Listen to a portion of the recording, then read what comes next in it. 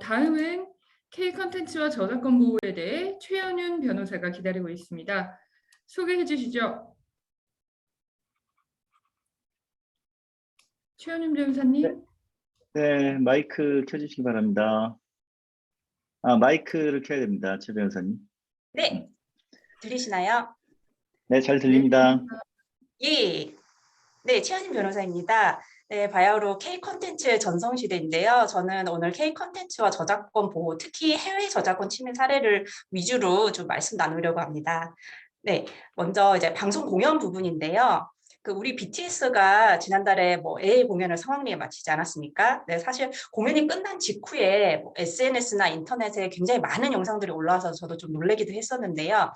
대부분 영상을 직접 업로드하면서 복제권 등을 침해하는 경우들도 있었지만 이미 업로드된 것을 이제 스트리밍 링크 사이트에 인베디드 링크, 즉 링크를 클릭하면 즉시 그 사이트에서 영상을 이용할 수 있도록 하는 방식으로도 많이 게재되고 있었습니다. 우리 법원은 인베디드 링크의 경우에는 이제 단순 링크와 구별해서 공중송신권 침해로 민의 형사상 책임을 인정하고 있긴 하지만 링크 사이트의 서버 자체가 해외에 구축된 사례들이 많아서 사실상 국내에서는 단속이 좀 어려운 실정이고요. 그리고 영화 부분인데요. 넷플릭스 같은 이제 해외 OTT 사업자가 많이 진출을 했잖아요. 그래서 영화의 경우 상당 부분 저작권 침해 행위가 합법적 영역으로 들어왔다고는 보여지지만 여전히 유튜브 같은 UCC 사이트나 웹하드 토렌트를 중심으로 불법 유통 사례가 많이 보고되고 있다고 할 수가 있겠고요. 그리고 또 음악 같은 경우에는 이제 개인 단위로 영상에서 음원을 추출해서 불법 유통시키는 그런 스트림 리핑 사례 이외에도 최근에는 이런 사례가 있었습니다. 제가 정말 좋아하는 가수인데 유나 씨의 이제 기다리다 같은 음악 저작물에 대해서 중국 음반사가 유튜브 컨텐츠 아이디를 허위로 신고하는 방식으로 저작권을 탈취했었는데요.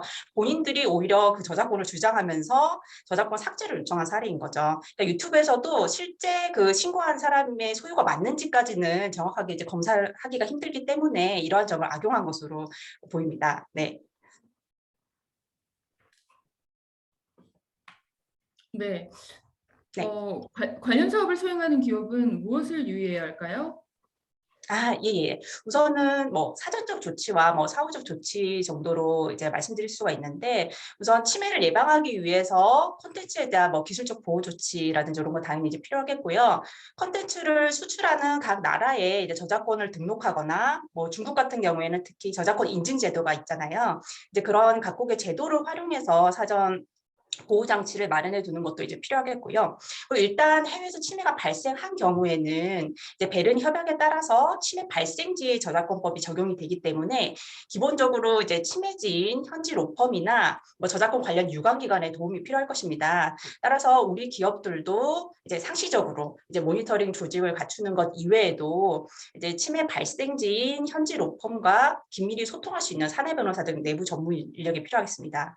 만약에 이제 콘텐츠를 다양한 나라에 수출하는 기업이라면 사실상 모든 이제 지역적 범위를 커버하기가 힘들잖아요. 이제 그 경우에는 국내에 이제 거점을 두고 여러 해외 로펌들의 업무를 조율하면서 이제 어드바이스를 해줄 수 있는 제너럴 카운슬로서 IP 전문 로펌의 도움을 받는 것도 좋을 것 같습니다. 네. 네. 내년 전망은 어떻게 보십니까? 네, 일단은 EU나 이제 미국 사례에서 볼 수 있듯이 세계적으로도 OSP의 면책 조건을 강화하는 경향이 있고 우리나라 정부도 이제 해외 저작권 침해에 대응하기 위해서 올해 여러 가지 이제 사업을 시작했습니다. 특히 문체부에서 인터폴과의 이제 국제 공조라든지 중소 콘텐츠 기업의 해외 저작권 침해 대응 예산을 또 지원하기도 했는데요. 내년에는 이러한 제도적 행정적인 이제 기반을 토대로 해서 새로운 침해 대응 사례들도 형성될 것으로 전망되고요. 이제는 우리 기업이 이제 수출 단계에서부터 이제 계약서 검토를 하고 개별 유통 경로에 따른 어떤 침해 시나리오를 세워서 대응하고 선제적으로 정말 저작권을 보호하려는 분위기가 조성되지 않을까 예상됩니다. 네. 네, 그 지적재산권의 해외 사용과 해외 예. 지사에서 계약으로 소득을 발생하게 하고 또 이전 거래로 본사 또는 소유자에게 이득이 되는 쪽으로 활용하는 문제에 대해서 사전 질의가 있었는데요. 이에 대해서 예. 답변 부탁드립니다. 예. 네. 일단은 저는 저작권 보호 관련한 그런 발표를 맡기는 했지만 일단은 저작권 관련된 문제이기 때문에 제가 간략하게 이제 답변드리겠습니다. 이 질문과 관련해서는 사실상 이제 국내 본사와 해외 지사 간의 뭐 어떤 라이센스 계약상 뭐 이전 가격 과세 문제에 대해서 생각해 볼 수가 있겠는데요. 우선 크게는 뭐 IP 중에서도 뭐 특허 실용시나 뭐 디자인권 같은 뭐 사업 무형 자산이 있을 수도 있고 뭐 상표권 같은 이제 마케팅 무형 자산이 있을 수 있겠고요. 뭐 거래 형태에 관련해서는 뭐 무형자산 자체를 전부나 제한적으로 넘기는 경우나 뭐 아니면은 제품이나 용역 제공을 하면서 이제 거래 수반에서 넘어가는 뭐 그런 경우들이 있을 텐데요. 문제는 이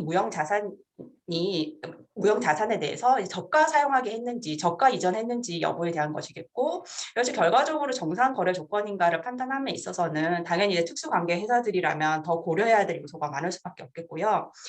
제가 이제 국제 조세 관련해서는 전문 분야는 아니지만 뭐 IP 관련해서는 뭐 비교 가능 제3자 가격법이라고 해서 다른 거래 사례들과 이제 상대 비교를 하는 방법으로 많이 평가하는 것으로 알고 있습니다. 네, 결과적으로 이 부분에 있어서는 지급되는 로열티가 뭐 정상 가격이 아니라고 한다면 뭐 부당행위 계산 부인을 통해서 세무 조정하는 경우들이 생길 수도 있겠고요.